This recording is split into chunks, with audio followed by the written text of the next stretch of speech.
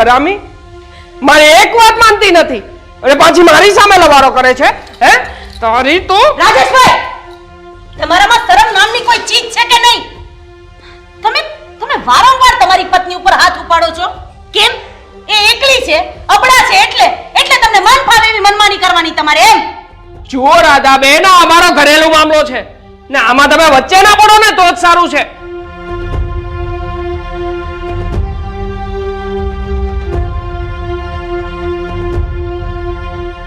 જુઓ એક વખત દિવ્યા સામે જુઓ કોણ લાગે છે એ તમારી? અને એના મા-બાપનું ઘર છોડીને તમારી સાથે કેમ રહે છે? કારણ કે 200 માણસની વચ્ચે અગ્નિની સાક્ષીએ એને તમારી સાથે ફેરા લીધા છે. એ કઈ તમને મોહીને નથી આવી? જુઓ રાધાબેન હું તમને હજી કહી દઉં છું તમે હવે બંધ થઈ જાવ ને તો વધારે સારું. રાધાબેન રહેવા દો પ્લીઝ.